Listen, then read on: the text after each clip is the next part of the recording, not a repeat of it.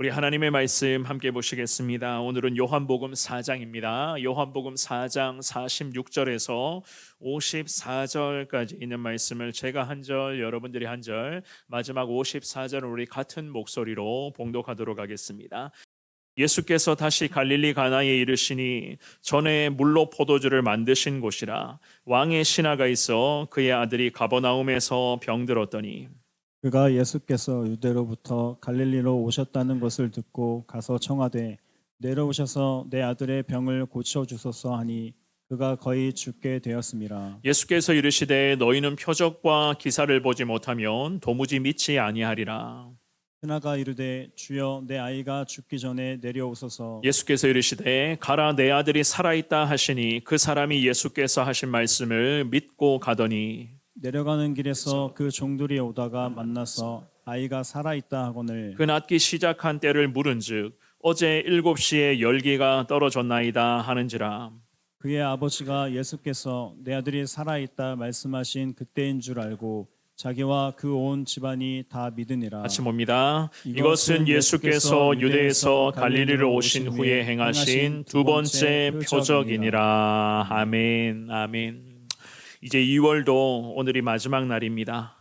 오늘 이 시간에 예배에 나오신 여러분 모두 가운데에 기도하는 제목들이 하나님의 은혜 가운데 응답이 되며 항상 우리의 삶의 여정 가운데 예수님을 향한 감사의 고백이 멈춤 현상 없이 늘 꾸준하게 이어지기를 주님의 이름으로 축복합니다. 늘 말씀드리는 부분이지만 시간이 참 빠른 것 같습니다. 올 2025년도가 시작된 지 얼마 되지 않은 것 같은데요. 벌써 2월도 마지막 날이고 내일은 3월 첫날이 그리고 돌아오는 주일이 3월의 첫 번째 주일. 참 우리가 살아가는 것이 치열하다는 생각들을 계속 요즘 들어서 제가 하게 됩니다. 그 치열함의 삶 속에서도 우리 믿음의 사람들은 항상 하나님 앞에서의 그런 간절함과 특별히 꾸준한 믿음의 그 모든 순종들을 우리가 게을리하지 않아야지만이 늘 예수 그리스도의 그 십자가 은혜 가운데에 항상 승리의 영광을 우리가 누릴 수 있겠다는 것을 제가 요즘에 기도하면서 항상 그러한 부분들을 되뇌이며 주님의 은혜를 더 간절하게 소망하고자 물론 저 역시나 몸부림을 치고 있는데요. 세상만 바라보면은 그저 한숨과 절망과 원망과 불평밖에는 나오지 않지만 그럼에도 우리는요, 우리 주님의 사람들인지라 오늘도 이 저녁에 2월의 특별히 마지막 날 이 귀한 은혜의 시간에서 우리가 살아계신 하나님을 다시 바라보며 그 하나님만을 더 소망하겠다 이 마음 가지고 기도의 자리에서 몸부림을 친다면은 하나님 우리 가운데 이전에 누리지 못했던 더 큰 은혜와 특별히 우리에게 필요한 그 하나님의 거룩하신 능력을 매 순간마다 주님은 공급하시고 우리를 붙드시고 함께 해주시는 하나님이신 줄을 믿습니다. 우리가 믿는 하나님만이 살아계신 하나님, 능력의 하나님이신 것을 오늘 이 저녁에 다시 한 번 더 확신하시면서 그 주님이 주시는 거룩한 은혜를 더 소망하며 나아갈 수 있는 여러분 모두가 될 수 있기를 우리 주님의 이름으로 축원합니다. 우리는 오늘 이 요한복음에 나타난 예수님의 7가지의 표적 중에서 두 번째 기적입니다. 두 번째 기적에 해당되는 그 본문의 말씀을 살펴보겠는데요. 오늘 이 본문에서 여러분들이 읽어보셨던 것처럼 등장하는 사람이 있는데 바로 그 사람은 왕의 신하로 불리는 사람이었습니다. 왕의 신하. 그런데 이 왕의 신하로 불리는 사람에게 굉장히 큰 어려움이 순간 닥쳐오게 됩니다. 정말로 살아계신 하나님의 능력과 우리 하나님의 기적 외에는요, 가능성이 희박해 보이는 그러한 문제가 이 왕의 신하라고 하는 이 사람에게 나타나게 되었었는데요. 특별히 오늘 이 시간 과연 이 말씀을 살펴보면서 살아계신 하나님을 믿는 그 믿음이 과연 우리에게는 무엇인가? 살아계신 하나님을 믿는 그 믿음만이 우리 역시나 기적을 체험할 수 있는 능력의 주님이신 것을 우리가 오늘 이 본문의 말씀에서 깨닫게 될 건데요. 우리가 먼저 오늘 그런 부분들을 염두에 두면서 먼저 살펴볼 것은요. 보이지는 않지만 여전히 우리 주님은 살아계신 주님이신다는 것을 우리가 믿고 확신해야 된다. 우리 눈에는 보이지 않아도 항상 우리가 믿는 하나님은 살아계신 하나님이신 것을 믿는 그 믿음이 우리에게도 중요하다는 것을 배울 수가 있습니다. 오늘 이 본문의 말씀에서 예수님은 갈릴리 가나에 도착을 하셨습니다. 하지만 예수님이 갈릴리에 오셔서 이런 말씀을 하셨거든요. 본문으로 읽지는 않았지만 연결되는 본문입니다. 오늘 요한복음 4장의 43절과 44절도 말씀 한번 읽어봅니다. 이 두 구절을 먼저 읽어볼게요. 시작. 이틀이 지남에 예수께서 거기를 떠나 갈릴리로 가시며 친히 증언하시기를 선지자가 고향에서는 높임을 받지 못한다 하시고 아멘. 선지자가 고향에서는 높임을 받지 못한다는 그 시대의 속담이 있었습니다. 그 속담을 빗대어 하신 말씀인데요. 우리 예수님의 이 말씀은 갈릴리 지방에만 한정시키면서 말씀하신 것은 물론 아니었습니다. 오히려 예수님께서 하셨던 이 말씀은요, 유대 사회 전체를 염두에 놓고 하시는, 과연 예수님만이 구원의 이름이시고 우리 주님만이 영혼을 살리시고 생명을 살리시는 능력의 주님이신 것을 우리 예수님이 선언하시는 그러한 말씀이셨습니다. 이러한 상황 속에서 예수님은 물로 포도주를 만드신 그 요한복음에 나타난 7가지 표적 중에서 첫 번째 표적이었죠. 그죠? 갈릴리 가나 혼인잔치의 그 장소로 다시 오게 됩니다. 그리고는 그곳에서 오늘 본문의 주인공이라고 할 수가 있는 왕의 신하를 예수님이 만나게 되는데요. 그 왕의 신하로 불리는 이 사람에게 아들이 있었는데 그 아들이 병들어 죽어간다는 그 소식을 듣게 된 것이었습니다. 오늘 본문의 46절입니다. 우리 46절 한 번 더 읽어봅니다. 시작. 예수께서 다시 갈릴리 가나에 이르시니 전에 물로 포도주를 만드신 곳이라. 왕의 신하가 있어 그의 아들이 가버나움에서 병들었더니 아멘. 왕의 신하라는 이 표현은 왕과 연결된 사람이라는 그 의미로 해석을 할 수가 있는데요. 왕과 연결된 사람, 말 그대로 왕의 신하였습니다. 그런데 이 왕의 신하에게는 아들이 있었는데 그 아들, 그의 아들, 46절의 하반절에 보면 그의 아들이라고 성경은 말씀을 하거든요. 그의 아들이라는 것은 하나밖에 없는 아들이라는 의미예요. 그의 아들. 아들이 하나밖에 없었다는 이야기입니다. 하나밖에 없는 아들이 죽기 직전이었습니다. 그러니 생각해 보시기를 바랍니다. 아버지로서 과연 어떠한 마음이었을까? 이 아버지는 이 아들만을 애지중지 키우며 이 아들만을 위해서 지금까지 살아왔었단 말입니다. 그런데 이 아들이 성경에 기록된 것처럼 병에 걸려 죽게 되었다. 46절의 가장 마지막 구절에 병들었더니 라는 이 구절은요, 원어로 해석하면 병에 걸리다, 힘을 잃어버리다, 결핍된 상태다, 뭐 이런 의미로 해석을 하거든요. 결핍된 상태. 그런데 이 구절이 문법적으로는 미완료 형태로 기록되어 있습니다. 무슨 의미인가 하면은 지금도 이 아들이 병은 지속되고 있었다는 거예요. 우리식으로 말씀드리면 병세가 가면 갈수록 위중한 상태로 진행되었다. 정확하게 해석하면 이렇게 해석을 합니다. 여기서 우리는 이런 생각을 할 수가 있습니다. 병들어 죽어가고 있었던 아들이었습니다. 병든 상태에서 죽어가며 시름시름 앓고 있었던 아들은 외동이었습니다. 그렇다면 이 아버지, 왕의 신하로 불리는 이 아들의 아버지는 하나밖에 없었던 이 아들을 위해서 뭐든지 다 했을 거란 말이에요. 그렇지 않겠습니까? 뭐든지 다 했을 거예요. 그런데 이 아들은 여전히 병에 걸린 상태일 뿐더러 힘을 잃어버리고 있는 상태, 결핍되어 죽어가는 그런 상태로 놓여 있었다. 성경은 이 아들의 상태를 정확하게 이렇게 설명을 합니다. 게다가 아버지는 보통 사람은 아니었습니다. 왕의 신하, 왕과 연결된 사람이었다고 성경은 말씀을 합니다. 요즘으로 말하면 청와대에서 근무하는 직원이나 아니면 정부의 그런 높은 자리에 앉아 있었던 그러한 정부 요직의 사람이었을 것 같습니다. 그 정도의 높은 자리에 앉아 있었다면 그 시대의 유명한 병원이라든지 유명한 의사를 이 아버지가 분명히 찾았었겠죠. 그죠? 어떻게든 이 하나밖에 없었던 아들을 살려내기 위해서 최대한 자기가 할 수 있는 한 의학 기술들을 동원해서 어쨌든 이 아들을 살려내려고 지금까지 이 아버지는 아둥바둥 했었단 말입니다. 그런데 46절에서 병들었더니 이 아들에게 병은 계속 진행 중이었고 시간이 흐르면 흐를수록 아들의 병은 가망 없는 상태로 지속되고 있었던 것이었습니다. 그런데 아들과 아버지에게 한 줄기의 빛으로 다가오신 분이 계셨으니 그분은 바로 우리 예수님이셨습니다. 아버지는 곧장 예수님을 찾아가서 이런 부탁을 해요. 47절 말씀입니다. 47절 우리 같은 목소리를 읽어봅니다. 시작. 그가 예수께서 유대로부터 갈릴리로 오셨다는 것을 듣고 가서 청하되 내려오셔서 내 아들의 병을 고쳐 주소서 하니 그가 거의 죽게 되었음이라. 아멘. 자, 여기서 우리는요, 아버지의 믿음이라고 할까요? 예수님이 누구이신지도 이 아버지는 몰랐고 지금까지 예수님으로 불리는 이분을 이 아버지는 한 번도 만난 적이 없었습니다.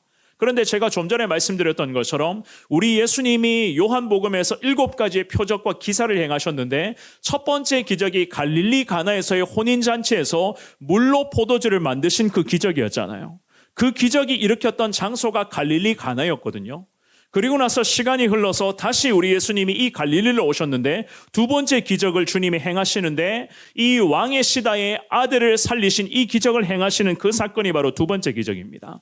여기서 우리는 물론 이렇게 생각할 수가 있습니다. 이미 갈릴리 가나라고 하는 그 혼인잔치집에서 일어났었던 물이 포도주로 변화된 그 놀라운 사건, 그 기적을 이미 이 아버지는 물론 들었을 수도 있었겠죠.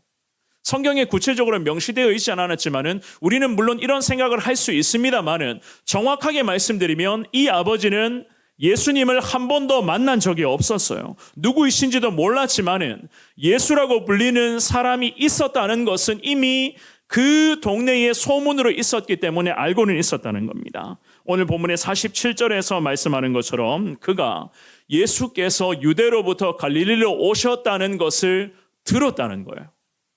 들었다. 예수님에 대해서 들었다는 겁니다. 과연 우리 예수님이 어떠한 분이신가? 우리 예수님은 과연 어떠한 기적과 어떠한 역사를 일으켜 주시는 분이신가? 이 아버지는 예수님에 대한 소문을 들었다. 그리고는 어떻게 했다고요? 듣고 가서 성경은 이렇게 말합니다. 들었다면 가는 거죠.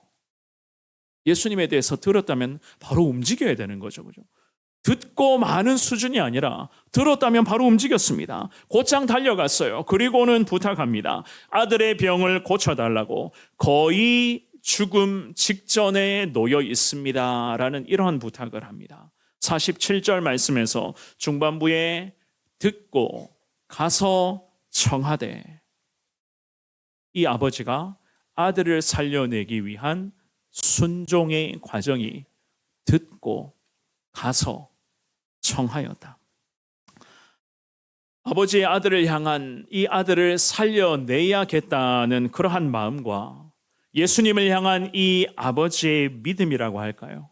그런데다가 만나지는 못했지만 이미 예수님이 어떠한 분이신지를 알고 믿음으로 이 아버지는 지금 움직이는 중이었습니다. 우리식으로 신앙인들이 이야기하면 순종의 과정이 지금 이 아버지에게 진행되고 있었습니다.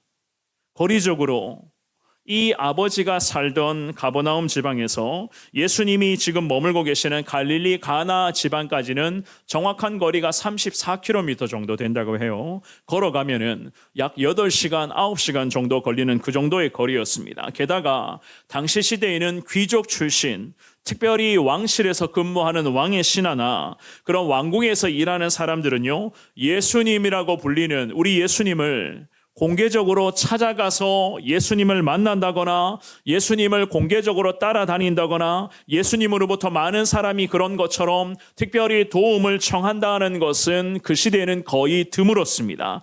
그럼에도 이 아버지는요, 아랑곳하지 않고 예수님이 계신 곳으로 찾아갔어요. 그리고 거기서 예수님을 만나서 도움을 청합니다. 그만큼 이 아버지의 아들의 병세는 위중했었고 아버지가 판단하기를 예수님이 아니면 내 아들은 희망 없다. 오직 예수님만이 내 아들을 살려주시고 내 아들을 고쳐주실 수 있는 분이신 것을 이 아버지는 믿고 있었던 것이었습니다. 믿었기 때문에 예수님의 말씀을 들었죠. 그리고 움직입니다.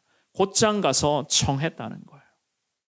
믿었기 때문에 순종의 과정들이 신차적으로 진행되고 있었던 것이었거든요.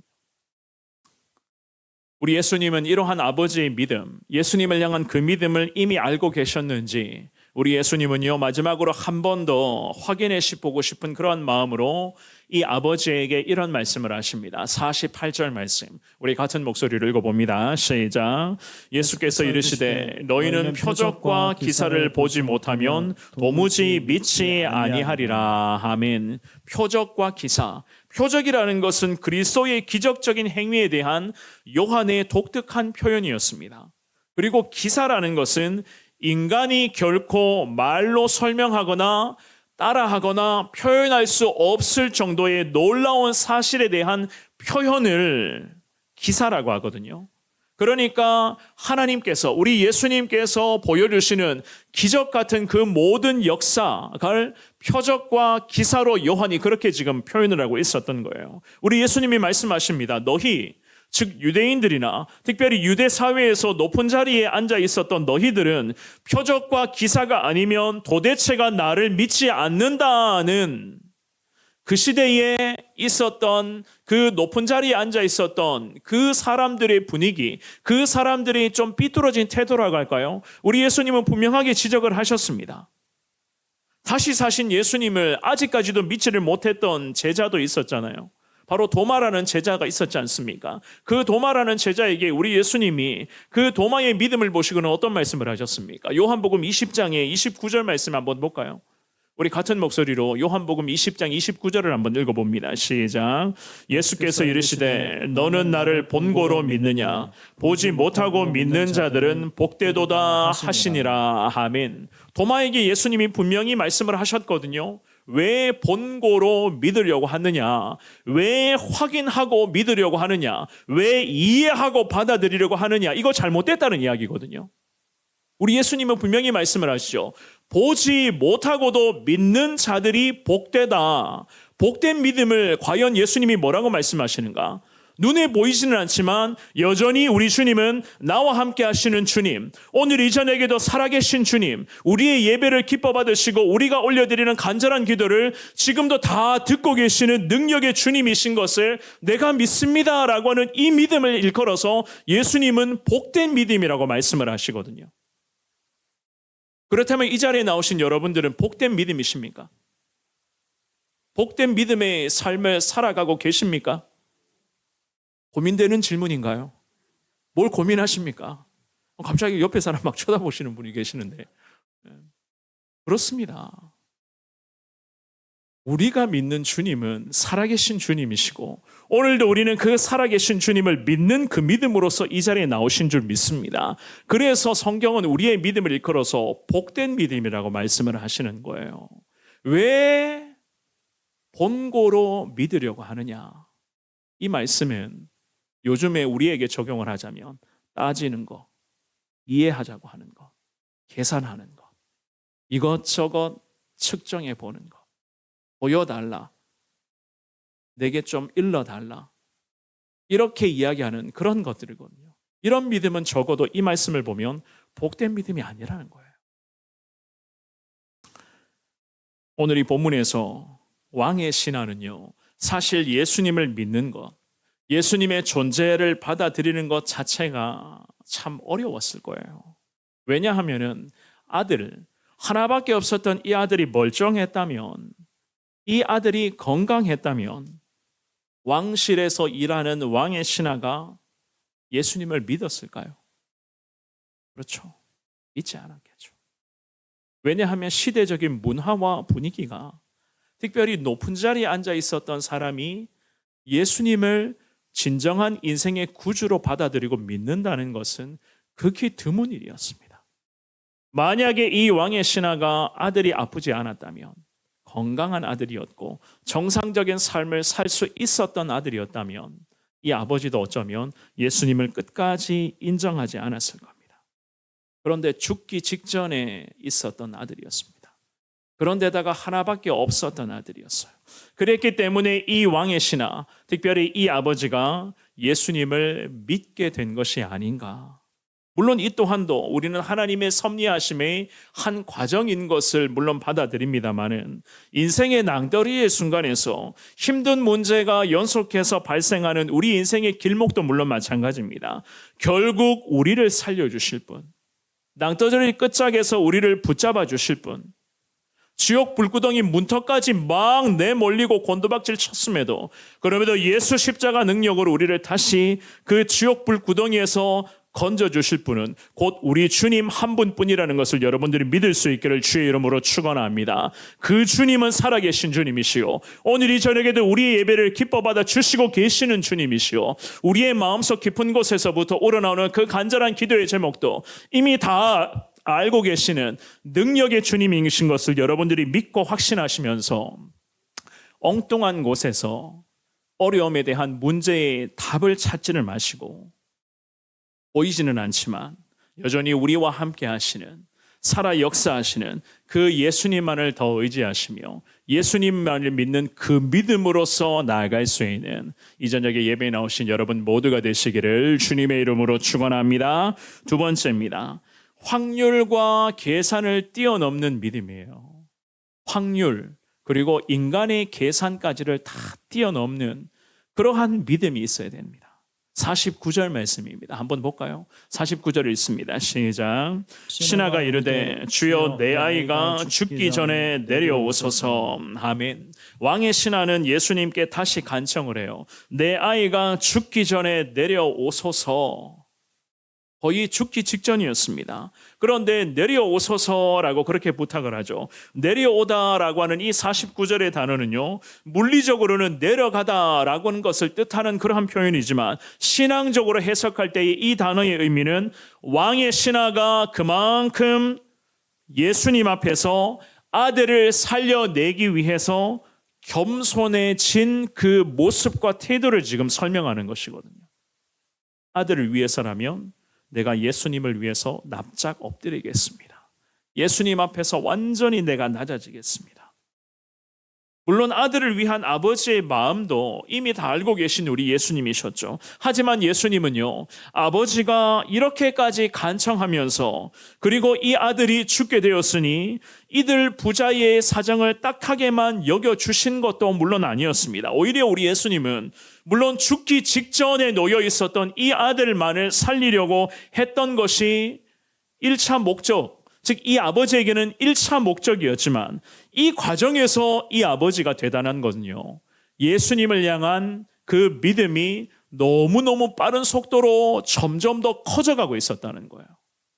예수님을 찾아갑니다. 예수님에 대한 소문을 들었습니다. 그리고는 간청합니다. 그리고는 주님 앞에 내려와달라 이런 부탁도 지금 하고 있어요. 이러한 모든 아들을 살려내기 위한 이 일련의 과정 속에서 과연 우리 예수님만이 내 아들을 살려주실 능력의 주님이시오, 우리 예수님만이 육신의 아픔뿐만이 아니라 이 영혼의 아픔까지도 치료해 주시는 유일하신 주님이신 것을 이 아버지는 예수님을 향한 이러한 순종의 과정을 통해서 믿음이 급속도로 지금 커져가고 있었던 것이었습니다. 처음에는 아들을 살리기 위한 그 목적이 1차였습니다. 그런데 이 모든 과정 속에서 예수님을 향한 믿음은 점점 더 확장되고 있었으니 우리 예수님은 이 아버지의 믿음을 이미 다 꿰뚫어 보고 계신 예수님이셨습니다. 죽기 직전이었는데 살아날 확률이 얼마나 되겠는가?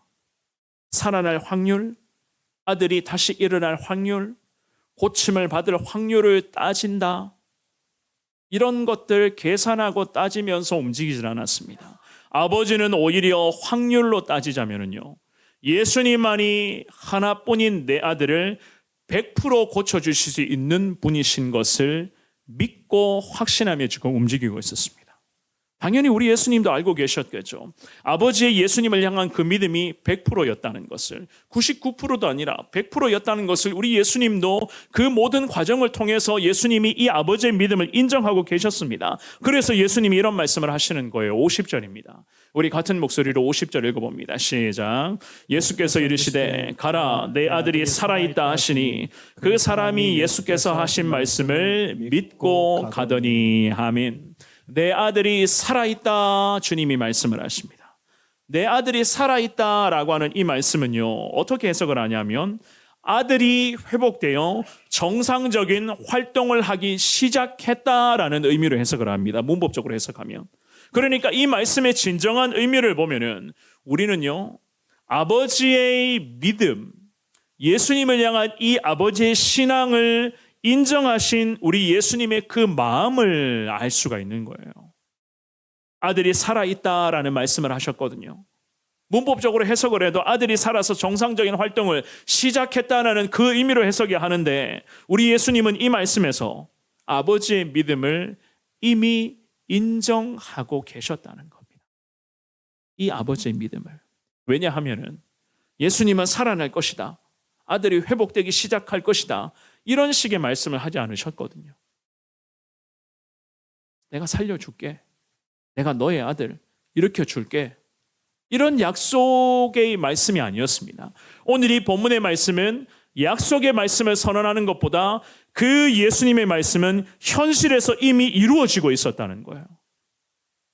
이게 중요합니다. 우리는 여기에서 예수님이 보통은 살아날 것이다, 살려줄 것이다, 은혜를 더하여 주실 것이다, 회복의 길을 열어주실 것이다. 우리 예수님은 이렇게 선언하시는데 유독 오늘 이 본문의 말씀에서 왕의 신하에게는 예수님은 뭐라고 말씀하십니까?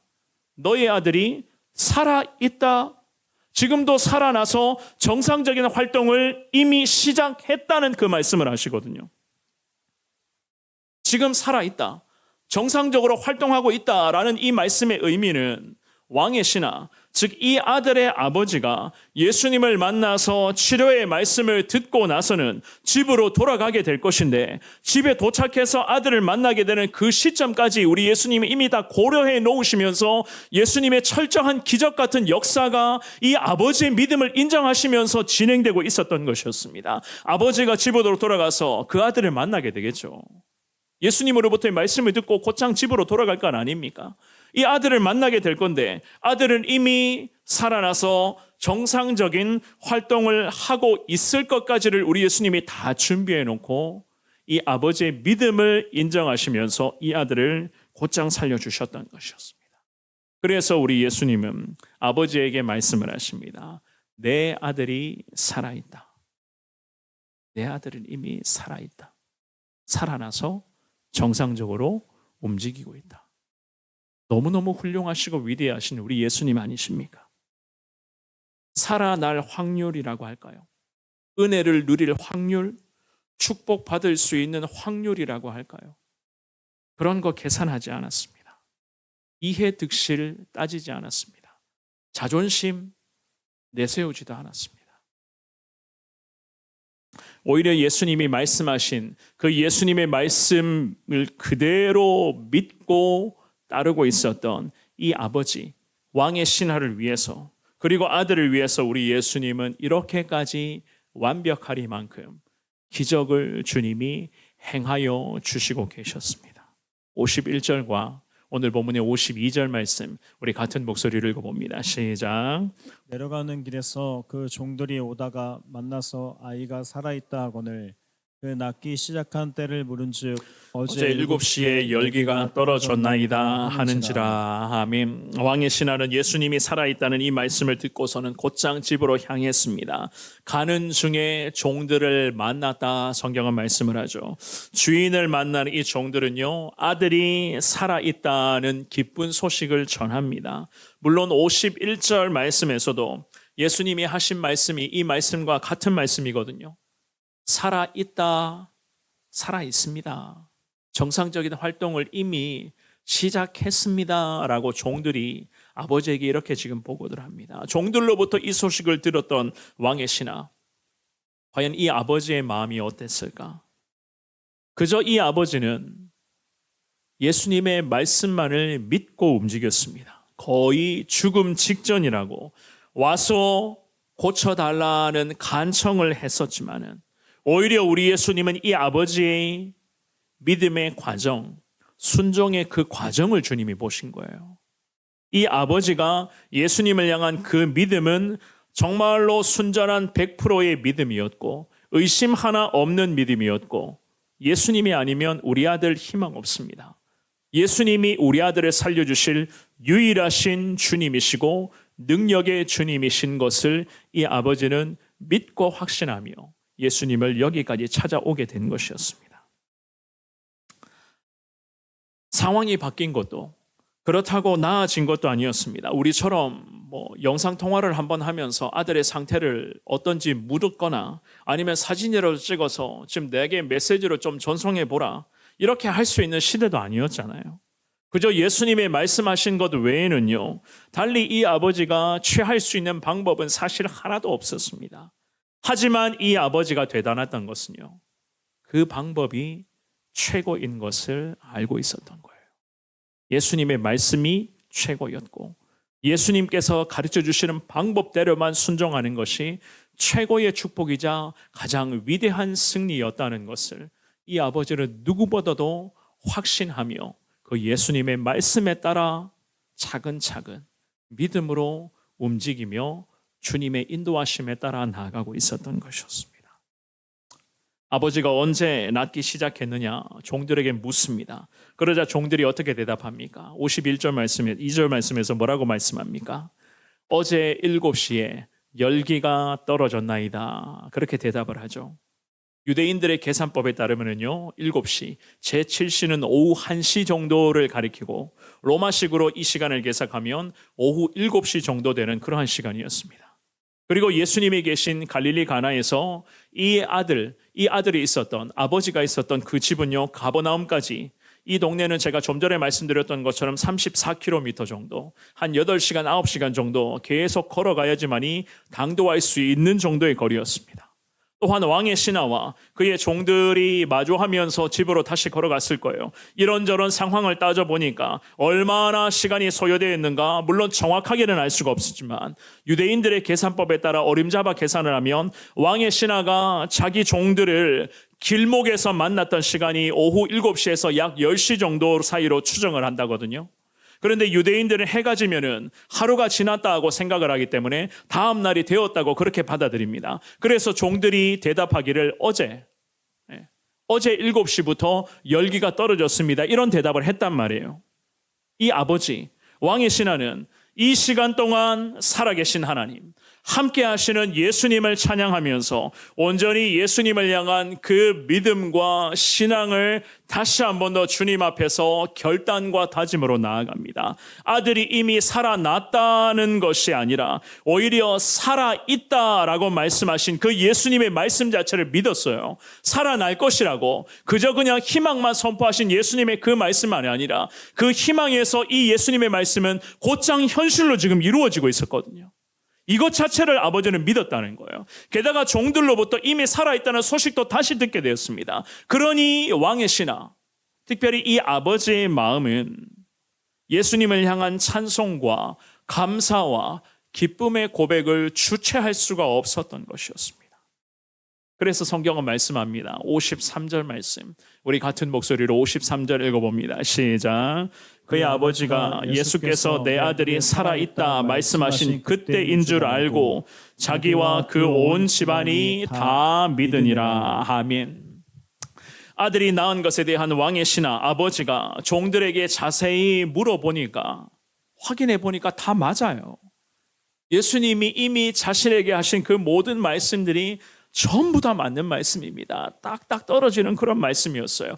완벽하게 말씀하시는 대로 진행되고 있었습니다. 그래서 이 아버지는 뭐라고 말합니까? 자기뿐만이 아니라 온 집안이 다 우리 예수님을 믿게 되었다. 성경은 그렇게 말씀을 해요.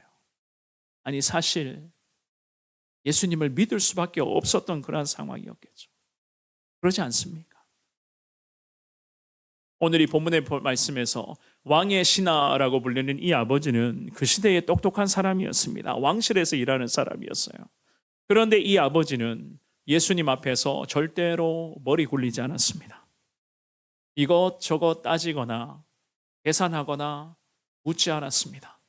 그렇다고 상황 파악하면서 어떻게 해야지만이 우리 아들을 살릴 수 있을까? 예수님을 만나서 이러한 것도 생각하지 않았습니다. 예수님의 말씀만을 믿겠습니다. 예수님의 말씀이라면 철저히 믿고 순종만 하겠습니다. 눈에 보이지는 않았지만 도무지 믿을 수 없는 말씀을 지금 하셨지만은 이 아버지는 예수님이 하시는 모든 말씀을 100%다 믿고 그 말씀을 따르며 우리 예수님만이 유일한 주님이신 것을 확신하며 예수님만을 의지하고자 몸부림을 치면서 아들을 살려내는 데에 거룩한 기적을 경험할 수가 있었던 것이었습니다. 이 왕의 신앙, 사랑하는 여러분, 정말로 예수님을 믿는 믿음으로써 주님을 기쁘시게 한 사람이었어요. 저나 여러분들처럼 상황 따라 믿음이 흔들리지도 않았고 그렇다고 예수님을 의심하지도 않았었고 예수님이 하신 말씀 듣고 싶은 것만 듣고 듣기 싫은 것은 그냥 빼버리고 모른 척하고 그런 믿음 아니었습니다. 그렇다고 이것저것 이득 따져가면서 내가 어떻게 해야지 좀 더 이득을 누릴 수 있을까? 이런 계상적인 믿음도 아니었었고 예수님 앞에서는 믿는 척하고 뒤돌아서서는 어떻게 해서든지 인간적 방법을 동원하며 끌어오는 그러한 이중적인 신앙의 행태도 없었습니다. 이 왕의 신앙, 이 아들의 아버지는 정말로 예수 그리스도를 100% 믿는 그 믿음으로서 주님 앞에 철저하게 순종하며 자기 생각 하나도 앞세우지 않고 모든 것 주님의 뜻에 따라 나아가고 있었던 이 아버지였습니다. 그야말로 예수님을 향한 믿음으로써 주님을 기쁘시게 한 사람이었던 것이었습니다. 히브리서 11장 6절 말씀 한번 읽어볼까요? 우리 같은 목소리로 이 말씀이 있습니다. 시작. 믿음이 없이는 하나님을 기쁘시게 하지 못하나니 하나님께 나아가는 자는 반드시 그가 계신 것과 또한 그가 자기를 찾는 자들에게 상 주시는 이심을 믿어야 할지니라. 아멘. 성경은 말씀합니다. 믿음이 없으면 절대로 하나님을 기쁘시게 할 수가 없다.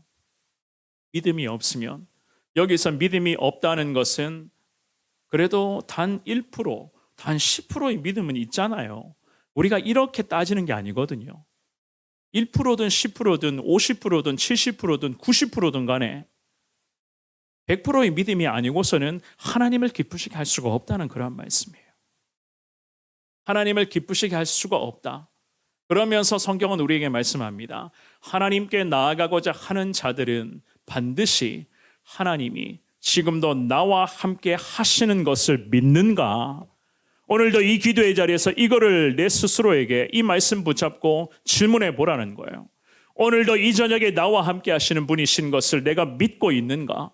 또한 그가 자기를 찾는 자들에게 우리 하나님이 오늘도 주님 부르며 기도하면서 주님의 은혜를 소망하는 자들에게만이 하나님이 은혜를 주시는, 하나님이 기도 응답의 은혜를 주시는, 문제를 해결해 주시는 유일하신 주님이신 것을 믿는가를 내 스스로의 신앙을 점검해 보라는 거예요. 이 두 가지가 적어도 주님 앞에 순종으로 나아갈 때에 성경은 우리에게 믿음으로써 하나님을 기쁘시게 하고 있다고 말씀하신 것을 믿습니다.